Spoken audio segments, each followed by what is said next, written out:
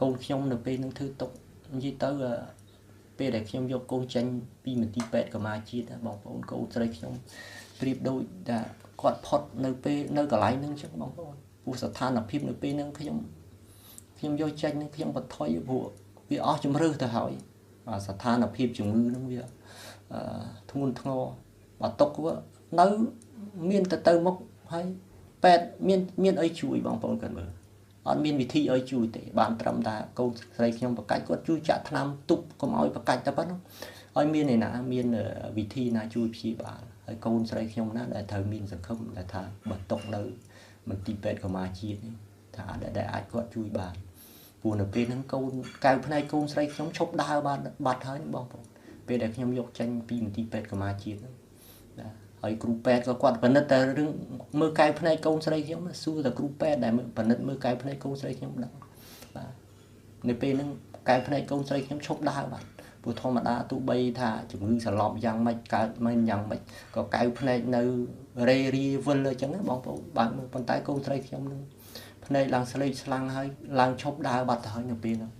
បាទអញ្ចឹងស្ថានភាពនៅពេលហ្នឹងគឺខ្ញុំក៏អស់ជំរឿសបាទមានតែត្រូវយកកូនចេញដើម្បីយកទៅពេទ្យផ្សេងខាងអាចមានសង្ឃឹម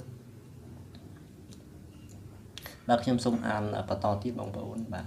ការព្យាបាលជំងឺកូនស្រីខ្ញុំនៅមន្ទីរពេទ្យកម្មាជាតិមិនបានល្អត្រឹមត្រូវនោះឡើយគ្រូពេទ្យបានប្រព្រឹត្តកំហុសខុសឆ្គងជាច្រើនមកលើកូនស្រីខ្ញុំទើបបានជាធ្វើឲ្យកូនស្រីខ្ញុំជួបគ្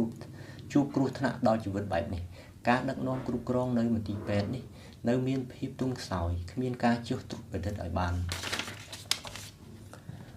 ដិតដល់ពីសំណាក់ថ្នាក់ដឹកនាំបែបបទនៃការគ្រប់គ្រងគ្មានលក្ខណៈជាប្រព័ន្ធនិងគ្មានតម្លាភាពធ្វើឲ្យការបំពេញការងារមានភាពរញ៉េរញ៉ៃនិងអាចបង្កជាឱកាសឲ្យបុគ្គលខិលខូចមួយចំនួនអាចធ្វើអ្វីៗបានតាមចិត្តដោយគ្មាន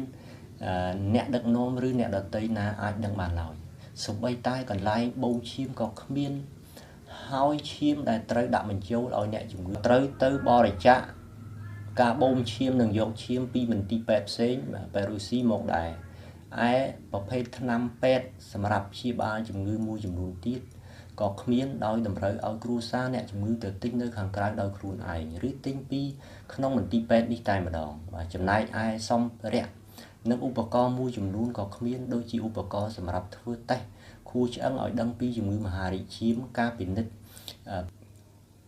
យខាងជីវគីមីសាស្ត្រយកទៅពិនិត្យនៅមន្ទីរពេទ្យផ្សេង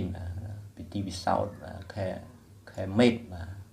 អញ្ចឹងការពិសោធន៍ខ្លះបាទយកទៅពិនិត្យនៅខាងក្រៅដែរ